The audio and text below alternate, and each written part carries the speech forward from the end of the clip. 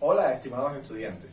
Don Analytic y yo, el profesor Luis Bolaños, los invitamos a continuar con nuestro trabajo participando en el presente video en el que abordaremos temas como el estado de fuentes y usos de fondos. Prestemos mucha atención y sigamos con el mismo entusiasmo. Bienvenidos. El estado de fuentes y usos de fondos, llamado también de origen y aplicación de recursos, estados de cambio en la posición financiera o flujo de fondos, es una valiosa herramienta de análisis tanto para la determinación del diagnóstico de la situación como para las proyecciones financieras de la empresa.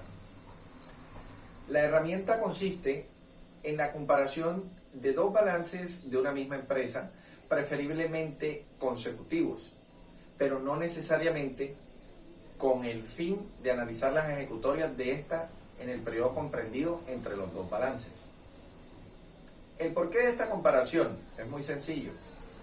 Sabemos que el balance general es un estado financiero que presenta la situación financiera de la empresa en un momento determinado.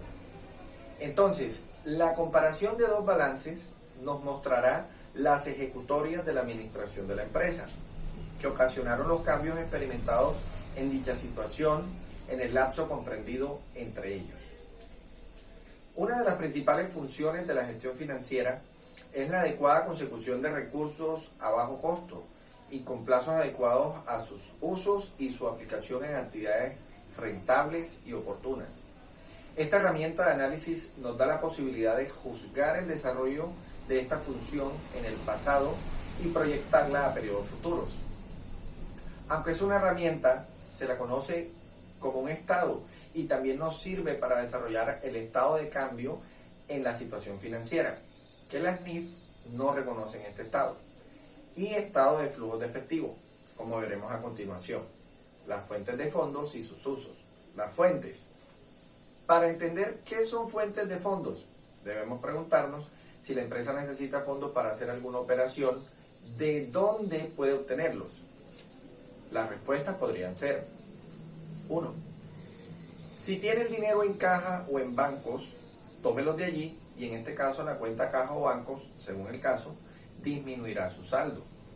Puede recaudar una cuenta por cobrar, vender parte de sus inventarios o vender cualquiera de sus activos.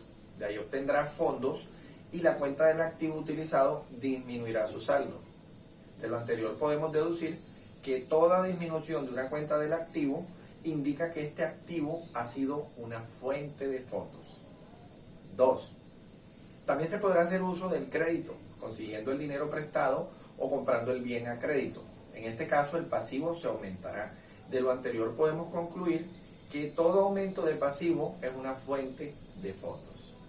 3.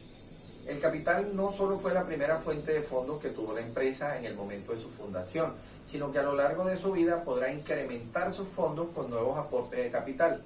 Por lo tanto, un aumento de capital por emisión de acciones, por prima en colocación de acciones o superávit de capital pagado o por aumento del capital social aportado, según el tipo de empresa que se trate, constituye una fuente de fondos. Tal vez, la número 4, la más importante fuente de fondos que tiene una empresa la constituyen sus ingresos, tanto las ventas como los otros ingresos operacionales o no operacionales. Las anteriores son las únicas posibles fuentes de fondos que puede tener una empresa. Ahora, los usos. Se entiende por usos de fondos los que la empresa puede hacer con los fondos obtenidos de cualquier fuente. Entonces, los usos de fondos obedecen a la pregunta: ¿qué puede hacer la empresa con sus fondos? Las posibles respuestas son: 1. Comprar activos. Así que todo aumento en alguna cuenta del activo indica que la empresa utilizó fondos invirtiendo en dicho activo. Pagar deudas, segundo punto. Así que toda disminución en una cuenta del pasivo indica que la empresa utilizó fondos pagando dicho pasivo. 3. Hacer una disminución en el capital, por ejemplo, pagando dividendos, readquiriendo acciones propias o liquidando la empresa. 4. Haciendo gastos, es decir, utiliza fondos gastándolos. Estos son los únicos posibles usos que la empresa puede dar a sus fondos. Ahora bien, cuando se trata de elaborar un estado de fuentes y usos de fondos, comparamos dos balances generales de una misma empresa, como lo dijimos anteriormente. Lógicamente en el balance no se van a encontrar los ingresos ni los gastos, pero sí las utilidades o las pérdidas. De tal manera que las utilidades, que son un ingreso neto, se registran como fuentes y las pérdidas, que son un gasto neto, se colocan como usos. Lo anterior se puede resumir así. Son fuentes de fondos: las disminuciones de las cuentas de activos, los aumentos de las cuentas de los pasivos, los aumentos de capital y las utilidades. Son usos de fondos: los aumentos de las cuentas de activos, las disminuciones de las cuentas de pasivos, las disminuciones de capital y las pérdidas. Luego hablaremos de lo que son las metodologías para la elaboración de un estado de fuentes y usos de fondos. Para la elaboración de un estado de fuentes y uso de fondos se debe proceder de la siguiente forma. Primero, se toman las cuentas de los balances inicial y final de los periodos a estudiar, sin tener en cuenta los totales de los grupos. Segundo, se colocan en la primera columna las cifras del segundo balance en orden cronológico y en la segunda columna las del primer balance. Tercero, se determinan las variaciones de las cuentas, columna 1 menos la columna 2, y se registran con su signo positivo o negativo en una tercera columna, es decir, mostrando si el valor de la cuenta aumentó o disminuyó en el transcurso del periodo comprendido entre los dos balances. Cuarto, hay otras dos columnas más denominadas la una fuentes y la otra usos. En dichas columnas se registran las variaciones en valor absoluto, de acuerdo con lo explicado anteriormente. Sobra decir que las columnas fuentes y usos deben dar sumas iguales, ya que los fondos obtenidos de las distintas fuentes deben ser aplicados como usos en su totalidad. Con el estado de fuentes y usos elaboramos el estado de flujo de fondos en 3 pasos. El primer paso, tomamos el estado de resultados. El segundo paso, originamos el informe de dividendos pagados. Tercer paso, elaboramos estado de flujo de fondos según la siguiente descripción. Recordemos, siempre debe dar sumas iguales. Entonces, flujo de caja libre y efectivo generado por las operaciones.